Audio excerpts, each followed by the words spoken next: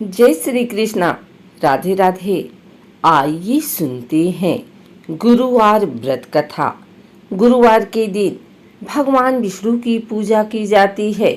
भगवान विष्णु की पूजा करने से धन, विद्या, मान सम्मान, प्रतिष्ठा और कई अन्य मनोवांछित फल की प्राप्ति होती है। धार्मिक ग्रंथों के अनुसार गुरुवार को भगवान विष्णु की पूजा का विधान है। गुरुवार के दिन व्रत और कथा सुनने से घर परिवार में सुख समृद्धि बनी रहती है। हिंदू धर्म में हर दिन किसी न किसी भगवान की पूजा की जाती है। इसमें गुरुवार का व्रत बड़ा ही फलदायी माना जाता है। बृहस्पति के दिन जगत पालक श्री हरि विष्णु की पूजा का विधान है। कई लोग बृहस्पति देव और केले के पेड़ की भी पूजा करते हैं। बृहस्पति देव को बुद्धि का कारक माना जाता है। केले के पेड़ को हिंदू धर्मानुसार बेहद पवित्र माना जाता है। प्राचीन काल की बात है। किसी राज्य में एक बड़ा प्रतापी और दानी राजा राज्य करता था। वह हर गुरुवार को व्रत रखकर दीन दुखियों की मदद करके पुण्य प्राप्त करता था। परंतु ये बात उसकी रानी को अच्छी नहीं लगती थी। वह न तो व्रत करती थी और न ही दान पुण्य में विश्वास रखती थी। इतना ही नहीं, वह राजा को भी ऐसा करने से मना करती थी। एक समय की बात है, राजा शिकार खेलने के लिए बन गए। घर पर रानी और दासी थी। उसी समय गुरु बृहस्पति साधु का रूप धारण कर राजा के दरवाजे पर भिक्षा मांगने आए। साधु ने जब रानी से भिक्षा मांगी तो वह कहने लगी, हे साधु महाराज, मैं इस दान और पुण्य से तंग आ गई हूँ। आप कोई ऐसा उपाय बताएं जिससे कि सारा धन नष्ट हो जाए और मैं आराम से रह सकूं।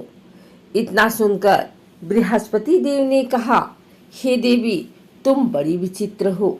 संतान और धन से कोई दुखी होता है। अगर अधिक धन है तो इसे शुभ कार्यों में लगाओ। कुंवारी कन्याओं का विवाह कराओ। विद्यालय और बाग बगीचे लगाओ जिससे तुम्हारे दोनों लोग सुधरे। परंतु साधु की इन बातों से रानी को खुशी नहीं हुई। उसने कहा कि मुझे ऐसे धन की आवश्यकता नहीं है जिसे मैं दान दूं और जिसे संभालने में मेरा सारा समय नष्ट हो जाए। तब साधु ने कहा, अगर तुम्हारी ऐसी इच्छा है तो मैं जैसे तुम्हें बताता हूँ तुम वैसे ही करना। गुरुवार के दिन तुम घर को गोबर से लीपना, अपने बालों को पीली मिट्टी से धोना, राजा से हजामत बनाने को कहना, भोजन में मांस मदिरा का प्रयोग करना, कपड़े धोबी के यहाँ धुलने देना। इस प्रकार 7 बृहस्पतिवार करने से तुम्हारा समस्त धन नष्ट हो जाएगा। इतना कहकर साधु के रूप में बृहस्पति देव अंतर ध्यान हो गए। साधु के अनुसार कही बातों को पूरा करते हुए रानी को केवल 3 बृहस्पतिवार ही बीते थे कि उसकी समस्त धन संपत्ति नष्ट हो गई। भोजन के लिए राजा का परिवार तरसने लगा। तब एक दिन राजा ने रानी से बोला कि हे रानी, तुम यहीं रहो, मैं दूसरे देश को जाता हूँ, क्योंकि यहाँ पर सभी लोग मुझे जानते हैं, इसलिए मैं कोई छोटा कार्य नहीं कर सकता। ऐसा कहकर राजा दूसरे देश चला गया। वहाँ वह जंगल से लकड़ी काट कर लाता और शहर में बेचता। इस तरह वह अपना जीवन व्यतीत करने लगा। इधर राजा के परदेश जाते ही रानी और दासी दुखी रहने लगी।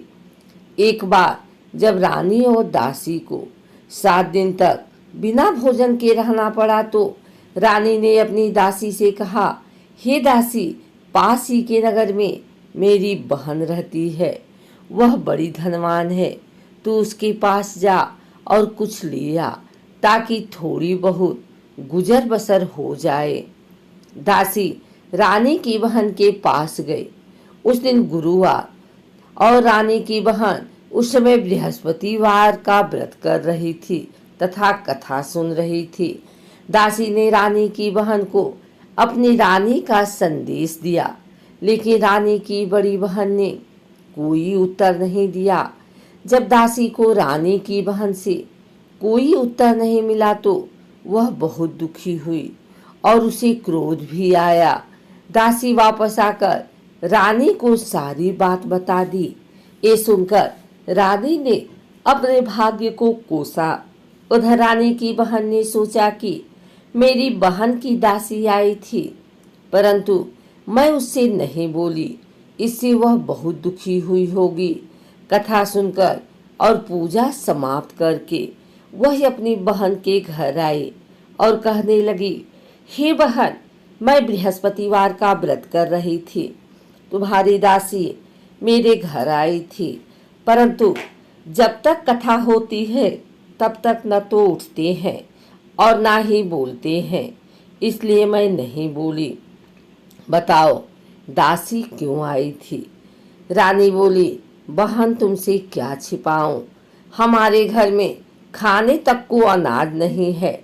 ऐसा कहते कहते रानी की आंखें भर आई। उसने दासी समेत पिछले 7 दिनों से भूखे रहने की पूरी बात अपनी बहन को बता दी। रानी की बहन बोली, देखो बहन, भगवान बृहस्पति देव सबकी मनोकामना को पूर्ण करते हैं। देखो शायद तुम्हारे घर में अनाज रखा हो।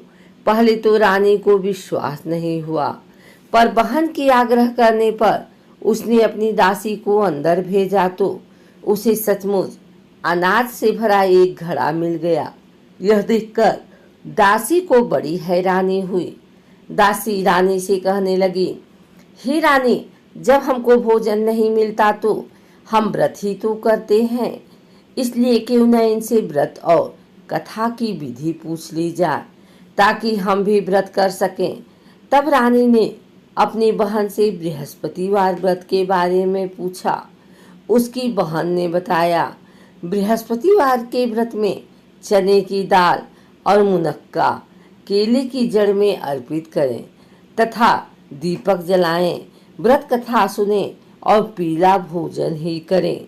इससे बृहस्पति देव और भगवान विष्णु प्रसन्न होते हैं। व्रत और पूजा की विधि बताकर रानी की बहन अपने घर को लौट गई। 7 दिन के बाद जब गुरुवार आया तो रानी और दासी ने व्रत रखा। वह घुड़साल में जाकर चना और गुड़ लेकर आई, फिर उससे केले की जड़ तथा विष्णु भगवान की पूजा की। अब पीला भोजन की चिंता को लेकर दोनों बहुत दुखी हुए। चूंकि उन्होंने व्रत रखा था, इसलिए बृहस्पति देव उनसे प्रसन्न थे। वह एक साधारण व्यक्ति का रूप धारण कर 2 थालों में पीला भोजन दासी को दे गए। भोजन पाकर दासी प्रसन्न हुई और फिर रानी के साथ मिलकर भोजन ग्रहण किया। उसके बाद वह सभी गुरुवार को व्रत और पूजा करने लगे। बृहस्पति देव की कृपा से उनके पास फिर से धन संपत्ति आ गई, परंतु रानी फिर से पहले की तरह आलस्य करने लगी। तब दासी बोली, देखो रानी, तुम पहले भी इसी प्रकार आलस्य करती थी। तुम्हें धन रखने में कष्ट होता था, इस कारण सभी धन नष्ट हो गया और अब जब देव बृहस्पति की कृपा से धन मिला है तो तुम्हें फिर से आलस्य होने लगा है। रानी को समझाते हुए दासी बोली, बड़ी मुसीबतों के बाद हमने ये धन पाया है, इसलिए हमें दान पुण्य करना चाहिए, भूखों को भोजन कराना चाहिए और धन को शुभ कार्यों में खर्च करना चाहिए। इससे तुम्हारे कुल का यश बढ़ेगा, स्वर्ग की प्राप्ति होगी और पितृ प्रसन्न होंगे। दासी की बात मानकर रानी अपना धन शुभ कार्यों में खर्च करने लगी। इससे पूरे नगर में उसका यश बढ़ने लगा। बृहस्पतिवार व्रत कथा के बाद श्रद्धा के साथ आरती की जानी चाहिए। इसके बाद प्रसाद बांटकर उसे ग्रहण करना चाहिए।